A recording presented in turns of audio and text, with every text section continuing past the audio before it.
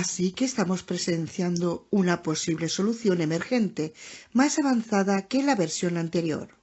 Antes tenía dificultades para crear una imagen estable en 2 dimensiones. Ahora reproduce modelos en 3 dimensiones. Eché un vistazo a los programadores. Tenían expresión de asombro. Eran conscientes de la magnitud del avance que estábamos presenciando.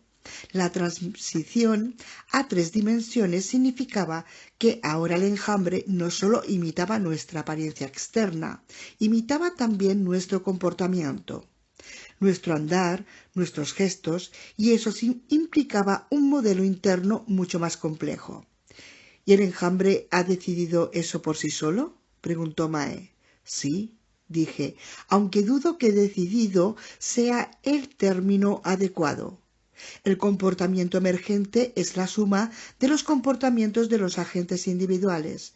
Ahí no hay nadie que decida nada. En ese enjambre no hay un cerebro, no hay un control superior. ¿Mentalidad de grupo?, aventuró Mae. ¿Mentalidad de colmena? En cierto modo, respondí. La cuestión es que no existe un control central. Pero parece muy controlado, dijo ella. Parece un organismo definido, con un propósito. Sí, bueno, también nosotros lo parecemos, comentó Charlie, y soltó una ronca carcajada. Nadie más se rió. Si quiere verse de ese modo, un ser humano es en realidad un enjambre gigante. O más exactamente es un enjambre de enjambres, porque cada órgano, el hígado, los riñones, el aparato circulatorio, es un enjambre independiente. Aquello que llamamos cuerpo es de hecho la combinación de todos esos enjambres. Concebimos nuestros cuerpos como algo sólido, pero eso es solo porque no vemos qué ocurre a nivel celular. Si pudiera ampliarse el cuerpo humano a un tamaño inmenso, se vería que literalmente no es más que una masa arremolinada de células y átomos, agrupada en remolinos menores de células y átomos. ¿Quién lo controla? Bueno, en los órganos tiene lugar mucho procesamiento. El comportamiento humano se determina en muchos sitios. El control de nuestro comportamiento no se localiza en el cerebro. Está distribuido por todo el cuerpo. Así que podría afirmarse que los seres humanos están regidos también por una inteligencia de enjambre. El equilibrio lo controla el enjambre del cerebelo y rara vez llega al nivel de la conciencia. Más procesamiento se produce en la médula espinal, el estómago, los intestinos. En los globos oculares se produce gran cantidad de visión antes de que el cerebro participe. Y dicho sea de paso, también se lleva a cabo con gran cantidad de elaborado procesamiento cerebral por debajo de los niveles de conciencia. Una prueba sencilla es la evitación de objetos. Un robot móvil debe destinar una enorme proporción de tiempo de procesamiento simplemente a evitar los obstáculos del entorno. Los seres humanos también lo hacen, pero no son conscientes de ello, hasta que se apagan las luces. Entonces descubren la cantidad de procesamiento que realmente se requiere. Así, hay quien afirma que toda la estructura de la conciencia y de paso el sentido humano del autocontrol y el propósito es una ilusión. No tenemos control consciente de nosotros mismos en absoluto, solo creemos que lo tenemos. El simple hecho de que los seres humanos vayan de un lado a otro pensando en sí mismos como un yo no significa eso que sea cierto, y por lo que sabíamos, aquel condenado enjambre poseía una especie de rudimentario sentido de sí mismo como entidad, o si no, muy pronto podía empezar a tenerlo. Observando el hombre sin rostro en el monitor, vimos que la imagen perdía estabilidad. El enjambre tenía problemas para mantener la apariencia sólida. Fluctuaba. En algunos momentos la cara y los hombros parecían convertirse en polvo y luego reaparecían con forma sólida. Observarlo producía una extraña sensación. ¿Pierde el control?, preguntó Bobby. No, creo que está cansándose, dijo Charlie. Querrás decir que está quedándose sin energías. Sí, probablemente. Mantener todas esas partículas en puntos exactos representa un alto consumo. En efecto, el enjambre recuperaba su aspecto de nube. ¿Así que esta es una posición de bajo consumo? Comenté. Sí, estoy seguro de que se optimizaron para el control de energía. O al menos ahora lo están, dije. Oscurecía rápidamente. En el cielo ya no quedaba ni rastro del color naranja. El monitor empezaba a perder definición. El enjambre se dio media vuelta y se alejó. Maldita sea, dijo Charlie. Observé desaparecer el enjambre en el horizonte. 3 horas y habrán pasado a la historia, anuncié. Día 6. 22:12. Charlie volvió a acostarse después de cenar. A las 10 de la noche, cuando Mae y yo nos preparábamos para volver a salir, aún dormía. Llevábamos chalecos y chaquetas, porque refrescaría. Necesitábamos a una tercera persona para acompañarnos. Ricky pretextó que debía esperar a Julia, que llegaría de un momento a otro. Me pareció bien. En todo caso, no lo quería conmigo. Vince estaba en algún sitio viendo la televisión y bebiendo cerveza. Eso dejaba a Bobby. Bobby no quería ir, pero Mae lo obligó a hacerlo por vergüenza. Un problema era cómo desplazarnos los tres, ya que posiblemente el escondite del enjambre estaba lejos, quizá a varios kilómetros de distancia. Aún disponíamos de la moto de David, pero solo servía para 2. Resultó que Vince tenía un quad en el cobertizo. Fui a verlo al edificio del grupo Electrógeno para pedirle la llave. No necesitas llave, contestó. Estaba sentado en un sofá, viendo ¿Quién quiere ser millonario? Oí decir al presentador, última pregunta. ¿Qué quieres decir? La llave está en el contacto, aclaró Vince. Siempre está. Un momento, dije. ¿Significa eso que había un vehículo con llaves en el cobertizo? Claro. En el televisor oí decir, por $4.000. ¿Cuál es el nombre del estado más pequeño de Europa? ¿Por qué no me lo ha dicho nadie? Pregunté empezando a enfurecerme. Vince se encogió de hombros. ¿Cómo iba a decírtelo? Nadie me lo ha preguntado. Volví al edificio principal. ¿Dónde demonios está Ricky? Al teléfono, respondió Bobby, hablando con los jefes, en Silicon Valley. Tranquilo, aconsejó Mae. Estoy tranquilo, contesté. ¿En qué teléfono? ¿En la unidad principal? Jack.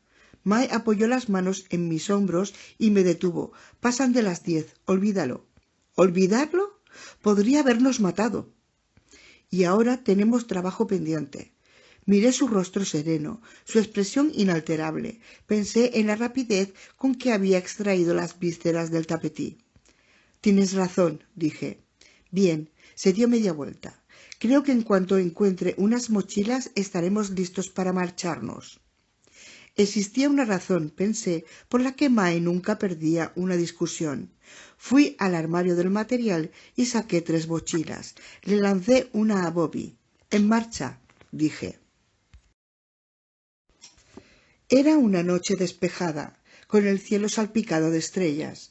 En la oscuridad nos dirigimos hacia la unidad de almacenamiento, un contorno oscuro contra el horizonte oscuro. Empujando, llevé la moto. Durante un rato ninguno de nosotros habló. Finalmente Bobby dijo, «Vamos a necesitar luces». «Vamos a necesitar muchas cosas», afirmó Mae. «He preparado una lista». Llegamos a la unidad de almacenamiento y abrí la puerta. Vi que Bobby se quedaba atrás en la oscuridad. Entré, busqué a tientas el interruptor y encendí la luz. Dentro todo seguía una apariencia tal como lo habíamos dejado. Mae abrió su mochila y recorrió la hilera de estantes. Necesitamos luces portátiles, fusibles de ignición, bengalas, oxígeno. ¿Oxígeno?, repitió Bobby. ¿Tú crees?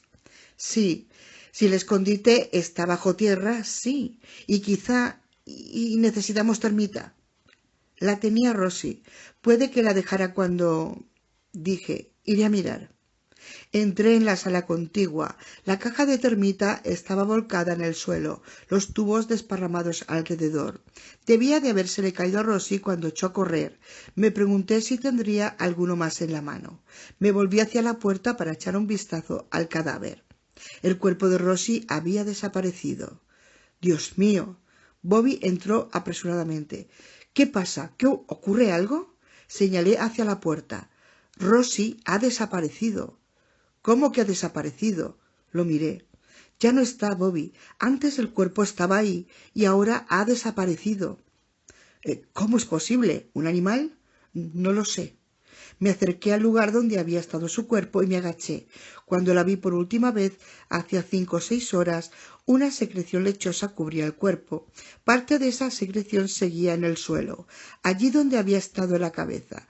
La secreción permanecía homogénea e inalterada, pero más cerca de la puerta daba la impresión de que la hubieran arrastrado y rascado. Había marcas en el revestimiento. Parece que la hayan sacado a rastras, dijo Bobby. Sí. Observé atentamente la secreción en busca de huellas. Un coyote solo no podía haberla arrastrado. Habría sido necesaria una manada para sacarla por la puerta. Sin duda habrían dejado un rastro. No lo había. Me puse en pie y caminé hasta la puerta. Bobby se colocó a mi lado y miró hacia la oscuridad exterior. ¿Ves algo? Preguntó. No. Me volví hacia Mae. Ya lo había encontrado todo. Tenía mecha de magnesio enrollada, tenía pistolas de bengala, tenía focos halógenos portátiles, tenía linternas con anchas cintas elásticas para ceñirse a la cabeza, tenía pequeños prismáticos y gafas de visión nocturna, tenía una radio y tenía botellas de oxígeno y mascarillas de plástico transparente. Sentí cierta inquietud al darme cuenta de que aquellas eran las mismas mascarillas de plástico que había visto a los hombres de la furgoneta con el rótulo SSVT la noche anterior en California, salvo que éstas no eran plateadas. Entonces pensé, ¿fue anoche? Sí. Apenas habían pasado 24 horas. Tenía la sensación de que había sido un mes. Mae lo repartía todo entre las 3 mochilas. Observándola, comprendí que ella era la única con verdadera experiencia en trabajo de campo. En comparación, nosotros éramos teóricos, pasivos. Esa noche me sorprendió mi propia sensación de dependencia respecto a ella. Bobby levantó la mochila más cercana y gruñó. ¿De verdad crees que necesitamos todo esto, Mae? No tenemos que acarrearlo. Vamos en el quad. Y sí, vale más prevenir que curar. ¿A quién vas a llamar? La cuestión, Bobby, es que si por casualidad necesitas algo de esto, lo necesitarás de verdad. Sí, pero es... Mae cogió la segunda mochila y se la echó al hombro. Manejaba el peso con facilidad. Miró a Bobby. ¿Decías? No importa. Cogí la tercera mochila.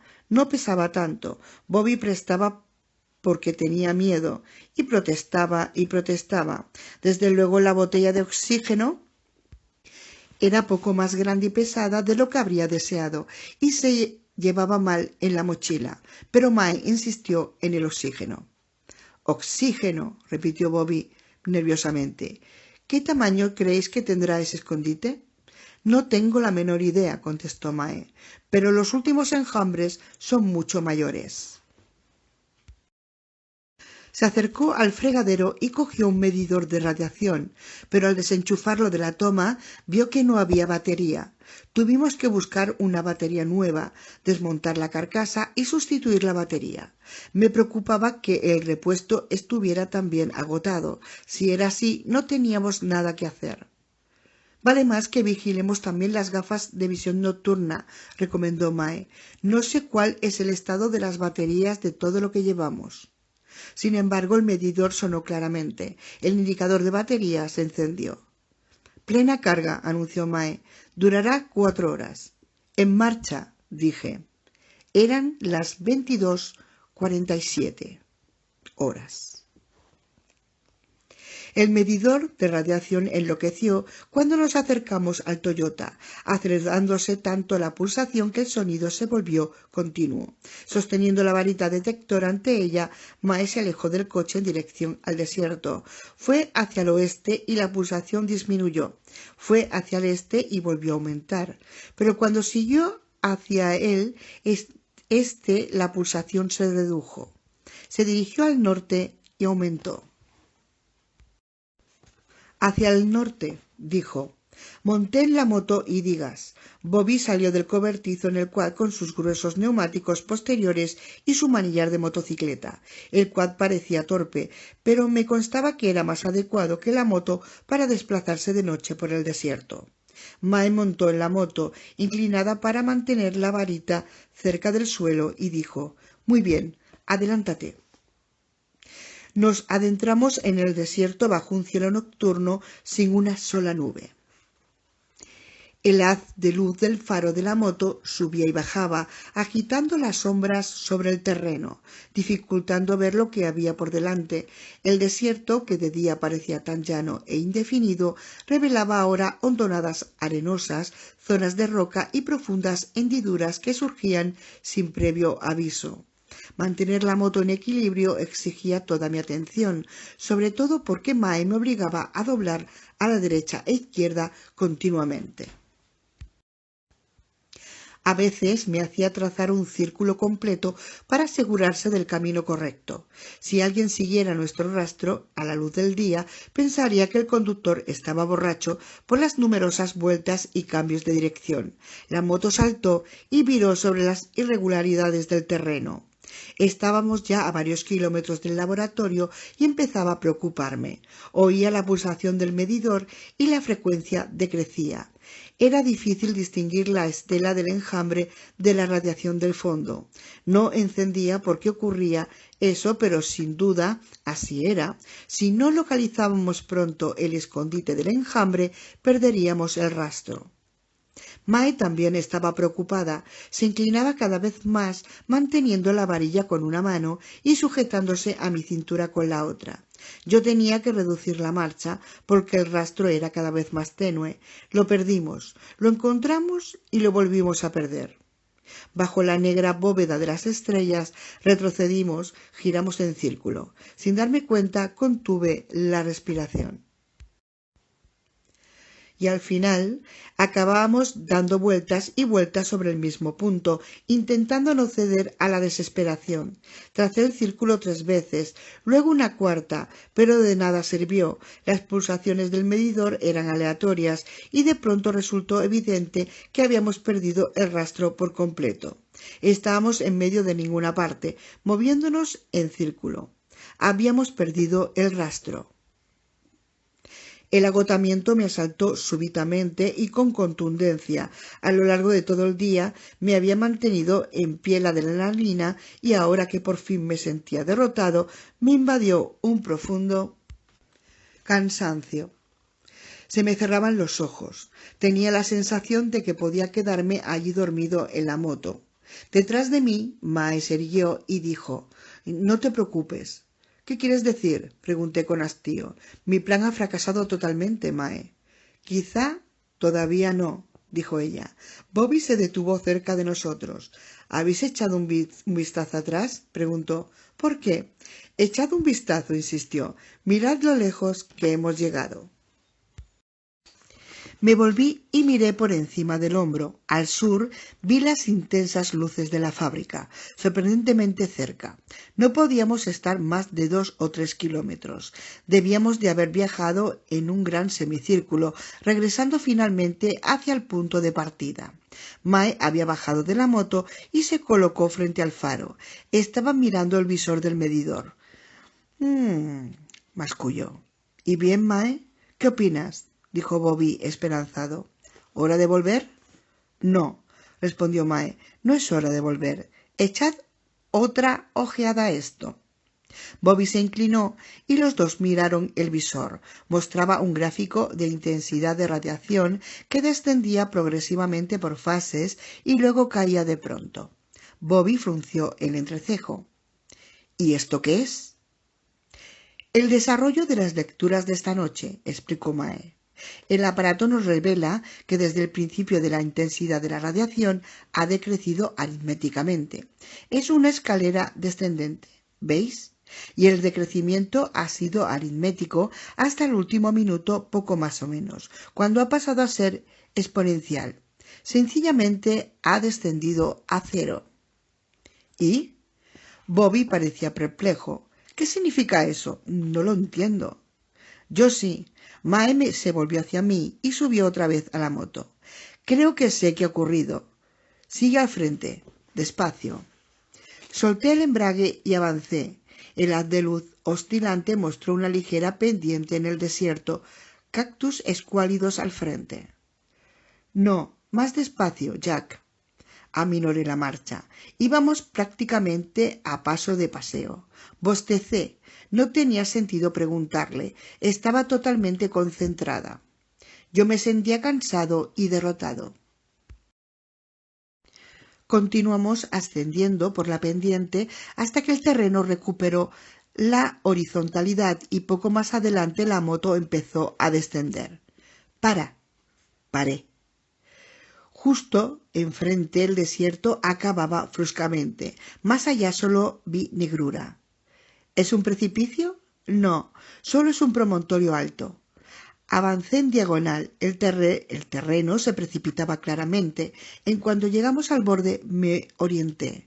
Estábamos en la cresta de un promontorio de unos 5 metros de altura que formaba uno de los lados de una torrentera muy ancha. Abajo vi lisas rocas de río, con algún que otro peñasco y matas dispersas en una franja que se extendía unos 50 metros de distancia hasta el otro lado del lecho. En la otra orilla el desierto era otra vez llano. Ahora lo entiendo, dije. El enjambre ha saltado. Sí, contestó Mae. Ha seguido por el aire y hemos perdido el rastro.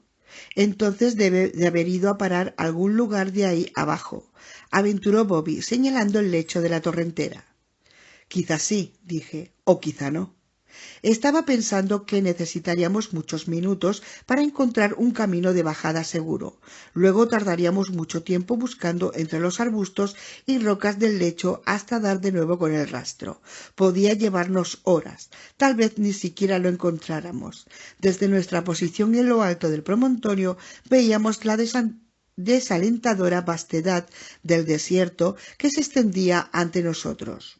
El enjambre podría haber hecho tierra en la torrentera, o podría haber ido un poco más allá, o podría haber recorrido otros 500 metros al otro lado. Mae no se dejó desanimar. Bobby, quédate aquí, dijo. Tú marcarás la posición por donde has saltado. Jack y yo buscaremos un camino para bajar, saldremos a la llanura y avanzaremos en línea recta de este a oeste hasta que volvamos a detectar el rastro. Tarde o temprano lo encontraremos. Muy bien, dijo Bobby. Entendido. De acuerdo, convine. Podíamos intentarlo, no teníamos nada que perder, pero albergaba pocas esperanzas de éxito. Bobby se inclinó al frente en el asiento de su quad. ¿Qué es eso? ¿Qué? Un animal. He visto brillar unos ojos. ¿Dónde? Allí, en aquel arbusto, señaló el centro de la torrentera. Fruncí el entrecejo. Los dos teníamos los faros dirigidos torrentera abajo. Iluminábamos un amplio arco de terreno. No vi ningún animal. Allí, dijo Mae. No veo nada. Mae señaló. Acaba de ocultarse detrás de aquel enebro. ¿Ves aquel arbusto que parece una pirámide? ¿Aquel que tiene las ramas muertas a un lado? Lo veo, contesté, pero no veía ningún animal. Se mueve de izquierda a derecha. Espera un momento y aparecerá otra vez.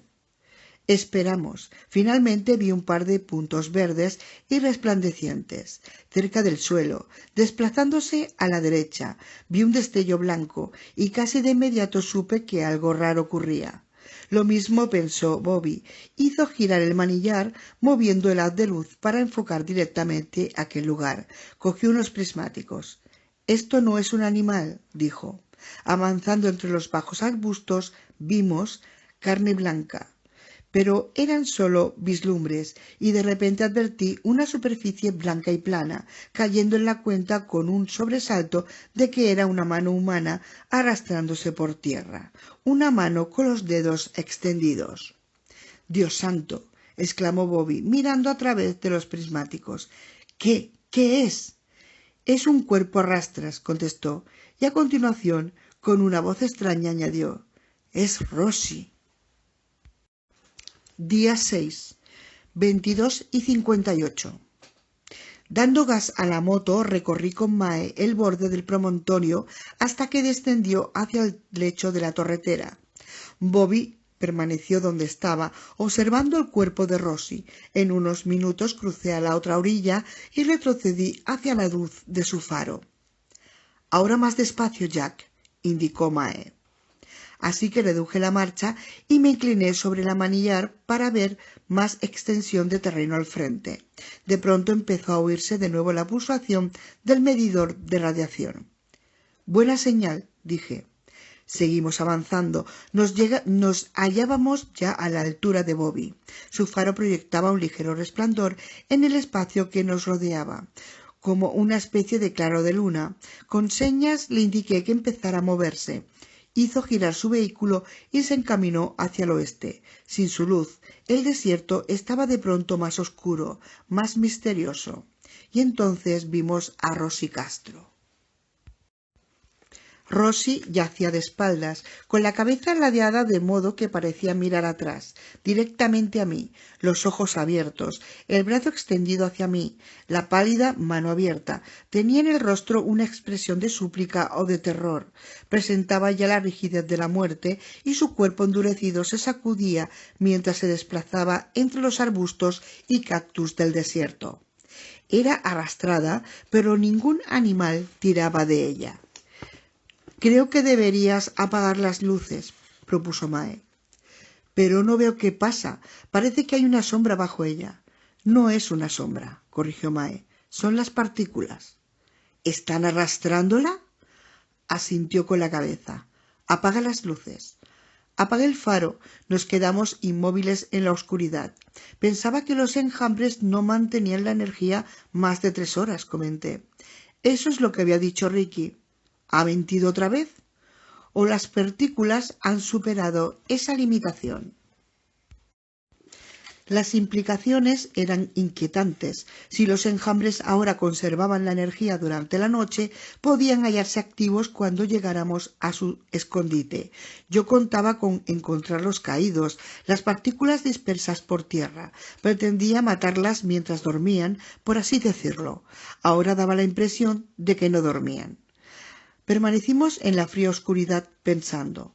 ¿No tienen estos enjambres como modelo el comportamiento de los insectos?, preguntó Mae por fin. En realidad no, respondí. El modelo para la programación fue la relación entre el depredador y la presa. Pero como el enjambre es una población de partículas en interacción, hasta cierto punto se comportará como cualquier población de partículas en interacción, por ejemplo los insectos. ¿Por qué?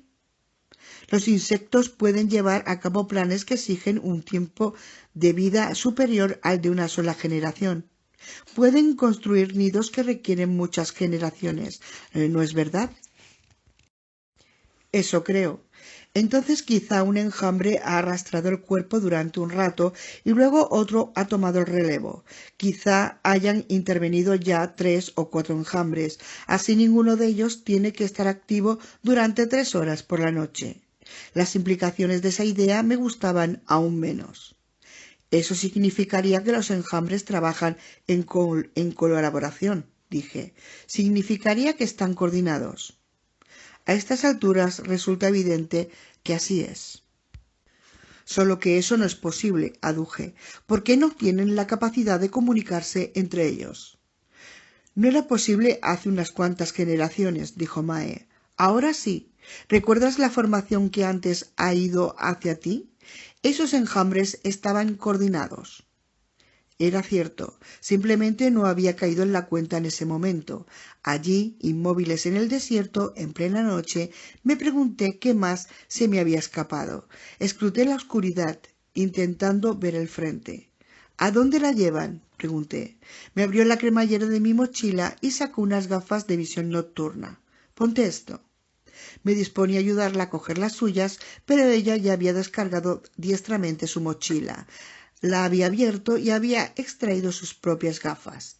Me coloqué las gafas, ajusté la correa y bajé las lentes ante los ojos. Eran las nuevas gafas Gen 4, que mostraban las imágenes en colores apagados. Casi de inmediato vi a Rosie en el desierto. Su cuerpo desaparecía tras la maleza a medida que se alejaba cada vez más. Bien, ¿y dónde la llevan?, repetí. Aun mientras hablaba, levanté las gafas y al instante vi a dónde la llevaban. A lo lejos parecía una formación natural, un montículo de tierra oscura de unos 5 metros de anchura y 1,80 m de altura. La erosión había provocado hondas hendiduras verticales, de modo que el montículo semejaba una enorme rueda de dentada. Era fácil tomar aquella formación por algo natural y pasarla por alto. Pero no era natural, y la erosión no había creado su aspecto esculpido. Por el contrario, ante mis ojos tenía una construcción artificial, semejante a los nidos de las termitas africanas y otros insectos sociales. Con sus gafas de visión nocturna ya puestas, Mae observó durante un rato en silencio. Por fin preguntó: ¿vas a decirme que eso es el resultado de un comportamiento autoorganizado? ¿Que el comportamiento necesario para crearlo ha surgido sin más por sí solo? De hecho, sí, contesté. Eso es precisamente lo que ha ocurrido. Cuesta creerlo. Lo sé.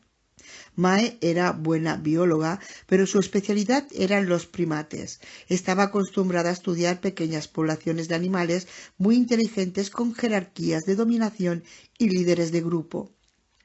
Entendía los comportamientos complejos como fruto de una inteligencia compleja, y le resultaba difícil explicarse el simple poder del comportamiento autoorganizado dentro de una población numerosa de animales sin inteligencia. En todo caso, ese era un arraigado prejuicio humano. Los seres humanos esperaban encontrar un mando central en cualquier organización. Los estados tenían gobiernos, las empresas tenían gerentes, los colegios tenían directores, los ejércitos tenían generales. Los seres humanos tendían a pensar que sin un mando central el caos se adueñaría de la organización y sería imposible realizar nada significativo. Desde este punto de vista, resultaba difícil admitir que unas criaturas sumamente estúpidas con cerebros menores que la cabeza de una aguja de alfiler fueran capaces de proyectos de construcción más complicados que cualquier proyecto humano, pero en realidad sí lo eran. Las termitas africanas eran un ejemplo clásico. Estos insectos construían los hormigueros semejantes a castillos de 30 metros de diámetro y torres que se alzaban a 7 metros del suelo. Para valorar esta hazaña había que imaginar que si las termitas fueran del tamaño de los hombres, esos hormigueros serían rascacielos de más de 1.500 metros de altura y unos 8 kilómetros de diámetro. Y al igual que un rascacielos, el termitero tendría una intrincada arquitectura interna para proporcionar aire fresco, eliminar el exceso de CO2 y calor, etc.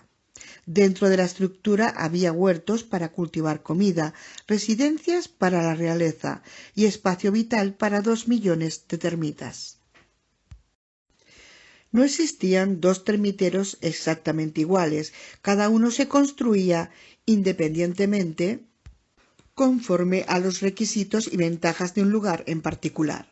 Todo esto se conseguía sin arquitecto, sin capataz, sin autoridad central. Tampoco había planos para la construcción codificados en los genes de la termita. Estas enormes creaciones eran el resultado de unas reglas relativamente sencillas que las termitas individuales seguían en su relación con los demás.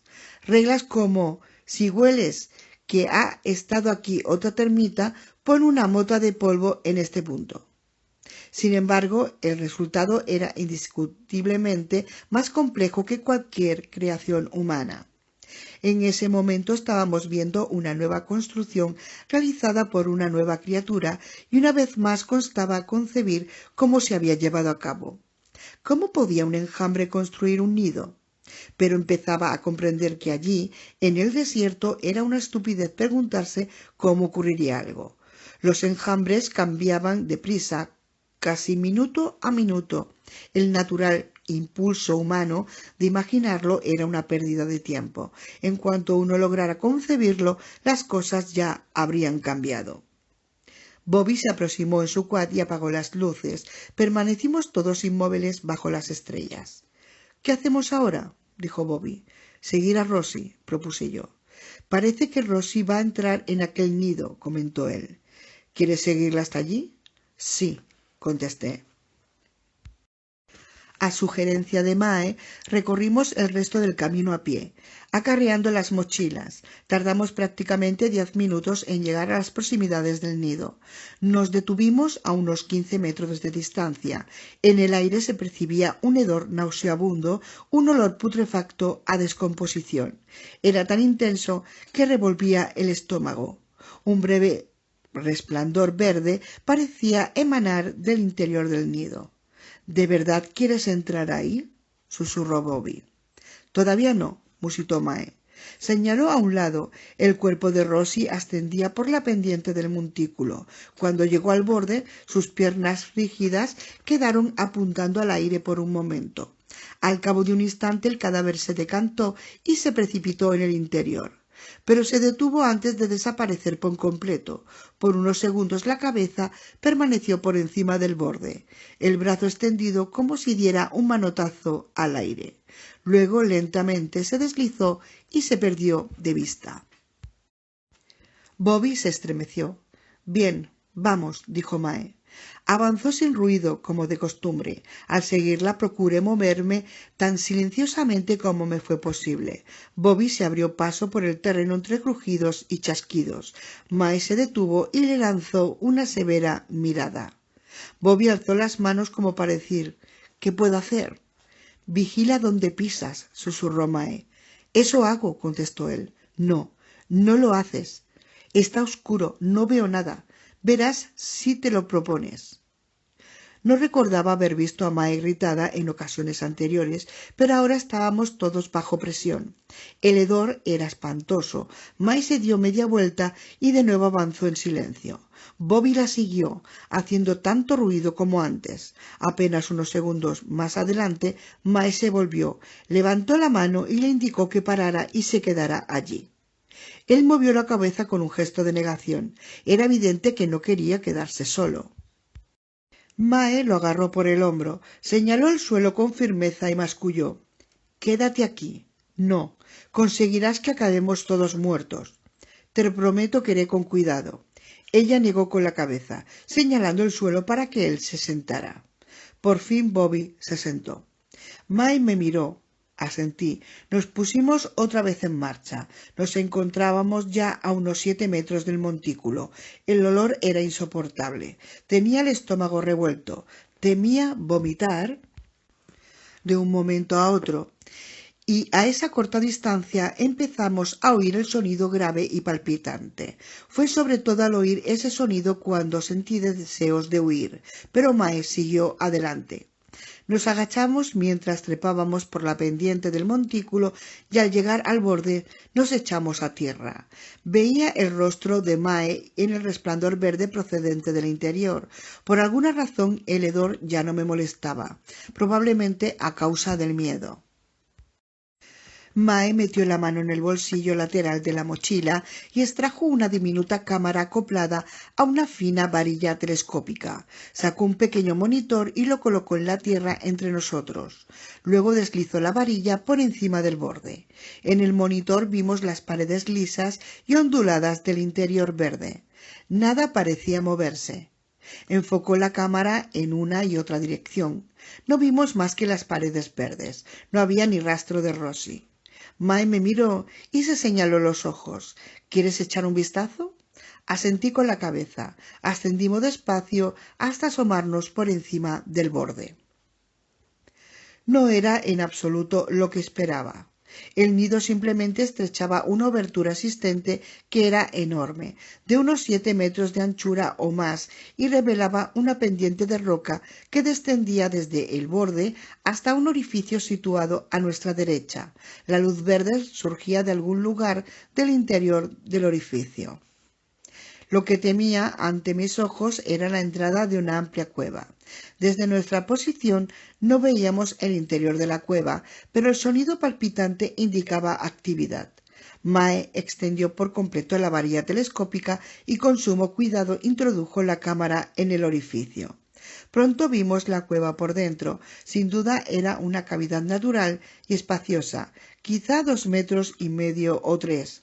Las paredes rocosas eran de un blanco mate y parecían recubiertas de la sustancia lechosa que habíamos visto sobre Rossi. El cuerpo de Rossi se hallaba a corta distancia de la entrada. Veíamos su mano asomando por un recodo de la pared, pero más allá del recodo no veíamos nada. Con señas, Mae me preguntó: ¿quieres bajar? Asentí lentamente. No me gustaba la sensación que daba aquello. No me gustaba no imaginar siquiera qué había más allá de ese recodo. Pero no teníamos alternativa. Mae señaló hacia Bobby. ¿Lo hago venir? Negué con la cabeza. Aquí no nos servirá de nada. Mae asintió y empezó a desprenderse muy despacio de la mochila, sin hacer el menor ruido, hasta que de pronto se quedó petrificada. Literalmente petrificada. No movió ni un solo músculo. Miré la imagen del monitor y yo también me quedé petrificado. Una figura había aparecido de detrás del recodo y en ese momento parecía inmóvil y alerta en la entrada de la cueva, mirando alrededor. Era Ricky. Actuaba como si algo hubiera llamado su atención. La videocámara seguía suspendida sobre el borde del montículo. Era muy pequeña. No sabía si él la vería. Tenso, observé la pantalla. La cámara no ofrecía buena resolución y la pantalla era del tamaño de la palma de mi mano. Aun así era evidente que se trataba de Ricky. No me explicaba qué hacía allí ni cómo había llegado. En ese instante apareció otro hombre de detrás del recodo. También era Ricky. Miré a Mae, pero ella permaneció absolutamente quieta, como una estatua. Solo movía los ojos. Escruté el monitor. Dentro de los límites de aquella resolución, las dos figuras parecían idénticas en todos los sentidos. La misma ropa, los mismos movimientos, los mismos gestos. No veía bien las caras, pero tuve la impresión de que las facciones estaban más detalladas que antes. Aparentemente no advirtieron la presencia de la cámara. Miraron al cielo y luego hacia la pendiente de roca por un rato. A continuación nos volvieron la espalda y regresaron al interior de la cueva. Mae seguía sin moverse. Llevaba inmóvil casi un minuto y en ese tiempo ni siquiera había parpadeado. Ahora los hombres se habían ido y otra figura apareció de detrás del recodo. Era David Brooks. En un primer momento sus movimientos eran torpes y rígidos, pero enseguida se hicieron más fluidos. Tuve la sensación de estar viendo un titiritero perfeccionar sus movimientos, animando la figura de una manera más natural. De repente David se convirtió en Ricky, y al instante otra vez en David, y la figura de David se dio media vuelta y se fue. Mae siguió esperando. Esperó 2 minutos más y por fin retiró la cámara. Señaló hacia atrás con el pulgar. Juntos nos apartamos del borde, descendimos por la pendiente y nos alejamos silenciosamente en la noche. Nos reunimos a 100 metros al oeste, cerca de nuestros vehículos. Mae revolvió en su mochila, sacó una tablilla y un rotulador, encendió su linterna y empezó a dibujar. «Esto es lo que tenemos», dijo. «La puerta tiene una abertura así, como has visto. Más allá del recodo hay un gran orificio en el suelo y la cueva desciende en espiral a lo largo de unos 100 metros.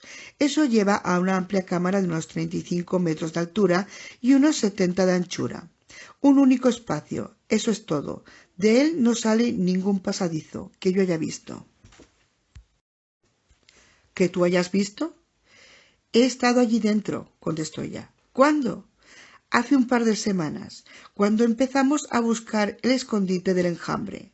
Encontré esa cueva y entré a plena luz del día. Entonces no vi el menor indicio de un enjambre. Explicó que la cueva estaba llena de murciélagos, cubrían todo el techo como formando una masa adosada hasta la misma entrada. «Uf», dijo Bobby, «detesto los murciélagos. Esta noche no he visto ningún murciélago. ¿Crees que los hayan ahuyentado?»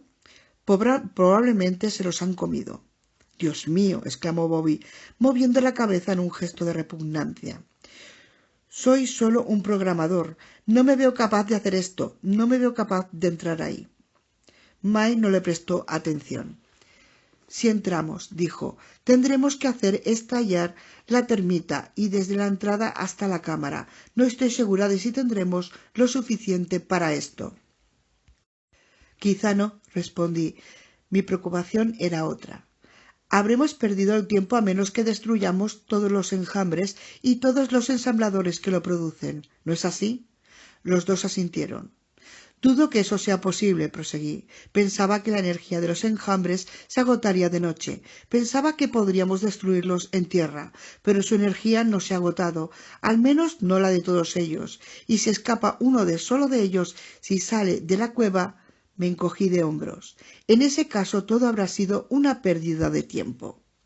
«Sí», convino Bobby, «así es. Sería una pérdida de tiempo. Tenemos que pensar en algo para atraparlos dentro de la cueva», propuso Mae. «No es posible», dijo Bobby.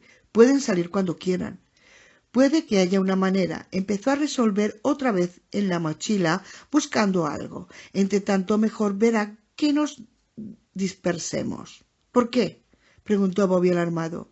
«Tú obedece», dijo Mae. «Ahora, en marcha». Me ajusté las correas de la mochila para que no hicieran ruido. Me calé las gafas de visión nocturna en la frente y empecé a avanzar. Me encontraba a mitad de camino del nido cuando vi salir de dentro una figura oscura. Me eché cuerpo a tierra tan silenciosamente como pude. Me hallaba entre unas espesas matas de salvia de 1 metro de altura y así quedaba razonablemente oculto. Miré por encima del hombro, pero no vi ni a Mae ni a Bobby. También se habían agachado. No sabía si se había separado ya. Con cautela aparté una planta de delante y miré en dirección al montículo. Las piernas de la figura aparecían recortadas contra el tenue resplandor verde. La parte superior del cuerpo se veía negra ante el cielo estrellado. Me bajé las gafas y esperé un momento mientras aparecía un brillo azul y poco a poco la imagen cobraba resolución. Esta vez era Rosie. Deambulando en la noche, mirando en todas direcciones, su cuerpo vigilante y alerta, salvo que no se movía como Rosie, se movía más bien como un hombre. Al cabo de un momento la silueta se transformó en Ricky y se movió como Ricky. La figura se acuchilló y pareció escudriñar el desierto por encima de las matas de salvia. Me pregunté qué habría inducido a salir de la cueva. No tuve que esperar mucho para saberlo. Al oeste, tras la figura, apareció una luz blanca en el horizonte. Rápidamente se hizo más brillante y pronto empecé a oír el zumbido de las hélices de un helicóptero. Debía de ser Julia, que llegaba de Silicon Valley, pensé. Me pregunté qué era tan urgente como para obligarla a salir del hospital contra las indicaciones de los médicos y volar hasta allí en plena noche. Cuando el helicóptero se acercó, encendió el reflector. Observé el círculo de luz blanco-azulado desplazarse por el terreno hacia nosotros. La figura de Ricky lo observó también y al cabo de un momento bajó al nido y se perdió de vista. Y entonces el helicóptero pasó sobre mí con un rugido, cegándome por un momento con la luz halógena. Casi de inmediato se escoró bruscamente y dio la vuelta. ¿Qué demonios estaba ocurriendo? El helicóptero trazó un lento arco, sobrevoló el montículo sin llegar a detenerse y por fin paró justo encima del lugar donde yo me hallaba escondido.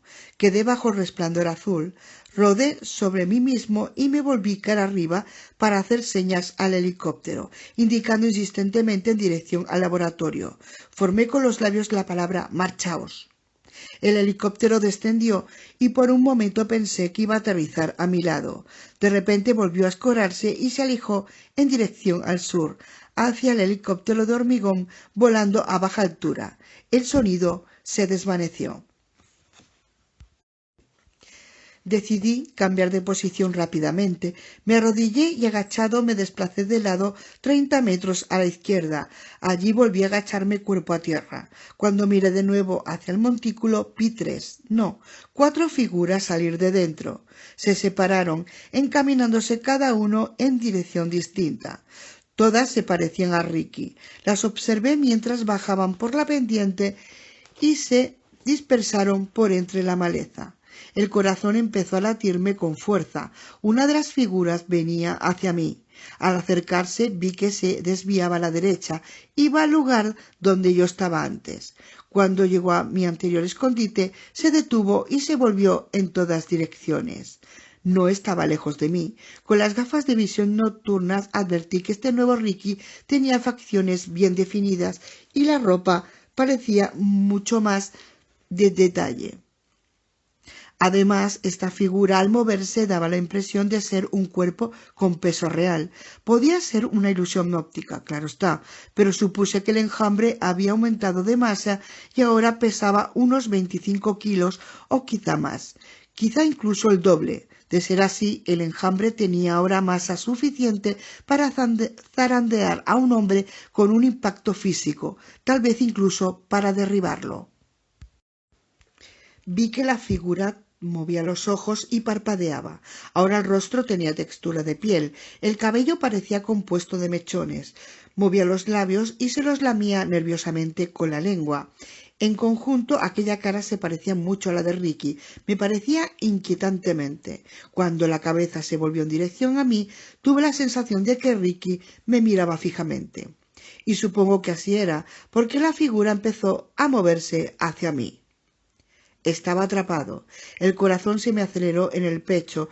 No había previsto nada de esto. No tenía protección, ninguna clase de defensa. Podía levantarme y echar a correr, claro, pero no había dónde ir. Me rodeaban kilómetros de desierto y los enjambres me darían caza. En cuestión de segundos estaría... Con un rugido el helicóptero volvió. La figura de Ricky miró hacia el aparato y de pronto se dio media vuelta y huyó, volando literalmente sobre el suelo, sin molestarse ya en simular que caminaba. Resultaba escalofriante ver aquella réplica humana flotar súbitamente por el desierto. Las otras 3 figuras escapaban también, a toda velocidad, transmitiendo una clara sensación de pánico. ¿Temían los enjambres al helicóptero? Eso parecía, y mientras observaba comprendí por qué. Pese a que los enjambres eran ahora más pesados y densos, aún eran vulnerables a los vientos fuertes.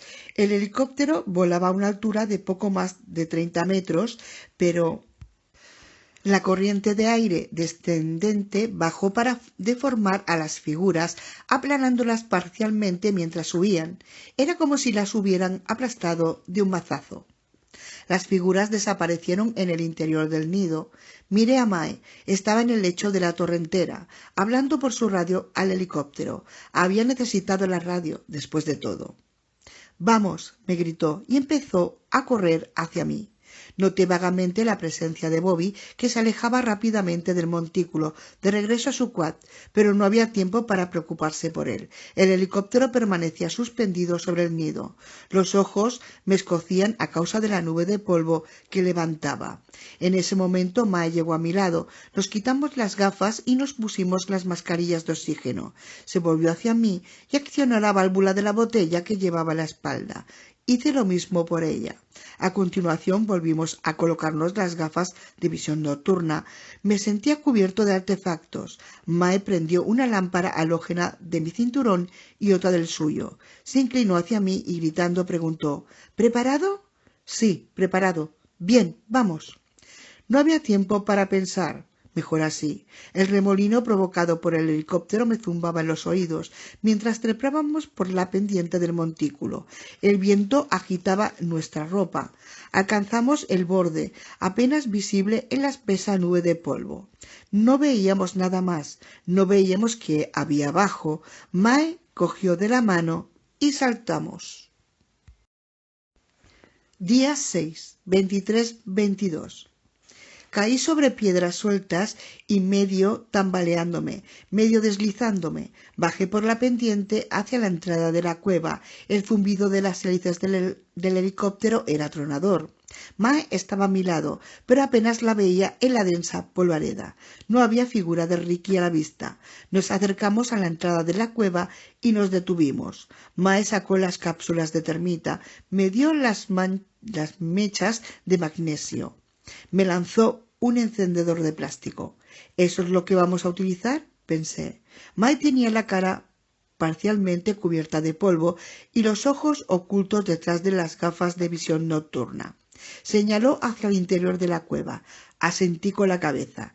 Me tocó el hombro y señaló mis gafas. No la entendí, así que alargó el brazo hacia mi mejilla y pulsó un interruptor. ¿Y ahora?, preguntó. Sí, te oigo. Muy bien, vamos. Entramos en la cueva. El resplandor verde se había desvanecido en el polvo espeso. Solo llevábamos luces infrarrojas en las gafas de visión nocturna. No vimos figuras, no oíamos nada salvo el zumbido del helicóptero. Pero a medida que nos adentramos en la cueva, el sonido fue extinguiéndose. Y a medida que se extendía el sonido, disminuía el viento. Mae estaba concentrada. «¿Bobby? ¿Me oyes?» «Sí, te oigo». «Ven aquí de inmediato». «No intentes. Ven aquí, Bobby». Moví la cabeza en un gesto de negación. Conociendo a Bobby Lembeck, sabía que nunca bajaría allí. Doblamos el recodo y no vi nada excepto polvo en suspensión y los imprecisos contornos de las paredes. Allí las paredes parecían uniformes, sin huecos donde esconderse. De pronto, justo enfrente, vi surgir de la oscuridad una figura de Ricky. Inexpresivo, se acercaba a nosotros. Luego apareció otra figura a la izquierda y otra más. Las tres formaron una línea. Marcharon hacia nosotros a paso regular, sus rostros idénticos e inexpresivos. «Primera lección», dijo Mae, tendiendo la cápsula de termita. «Esperemos que ellos no la prendan», comenté y encendí la mecha. Despidió chispas blancas. Mae lanzó la cápsula al frente. Cayó a 1 metro del grupo que avanzaba. Sin prestarle atención, mantuvieron la mirada fija en nosotros. 3, 2, 1 y vuélvete. Me di la vuelta y me agaché, escondiendo la cabeza bajo el brazo al tiempo que una esfera de cegadora luz blanca llenaba el túnel. Aunque tenía los ojos cerrados, el brillo era tan intenso que vi puntos al volver a abrir los ojos. Me volví de nuevo. Mae ya se había puesto en marcha. El polvo del aire presentaba un color ligeramente más oscuro. No vi indicios de las tres figuras. ¿Han escapado? No, se han vaporizado, contestó Mae. Parecía satisfecha. Situaciones nuevas, dije. Me sentía más optimista. Si los supuestos del programa se mantenían, los enjambres se debilitarían al reaccionar a situaciones verdaderamente nuevas.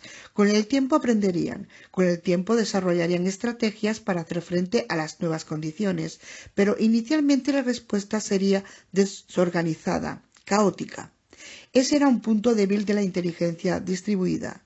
Era potente y era flexible, pero reaccionaba con lentitud a los acontecimientos sin precedentes. «Esperemos», respondió Mae. Llegamos a la abertura en el suelo de la caverna que ella había descrito. Con las gafas de visión nocturna vi una especie de rampa. 4 o 5 figuras ascendían hacia nosotros y detrás parecían haber más. Todas se parecían a Ricky, pero muchas estaban peor formadas, y las del fondo no eran más que nubes arremolinadas. El sonido palpitante era muy audible. Segunda lección. Mae tendió una cápsula, chisporroteó cuando la encendí. La dejó rodar suavemente por la rampa. Las figuras vacilaron al verla. «Maldita sea», exclamé, pero había llegado el momento de agacharme y protegerme los ojos del destello. Dentro de aquel restringido espacio se produjo un bramido de gas en expansión. Noté una ráfaga de intenso calor en la espalda. Cuando volví a mirar, la mayoría de los enjambres habían desaparecido, pero unos cuantos permanecían, aparentemente intactos. Estaban aprendiendo. Deprisa. Siguiente lección, dijo Mae, esta vez tendiendo dos cápsulas. Encendí las dos y ella dejó caer una rodando y lanzó la otra rampa abajo.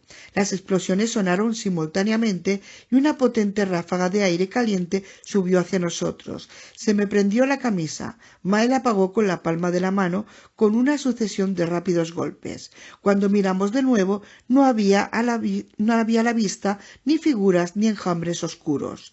Descendimos por la rampa, adentrándonos en la cueva. Habíamos empezado con 25 cápsulas de termita, nos quedaban 21 y solo habíamos recorrido una corta distancia rampa abajo hacia la amplia cámara del fondo.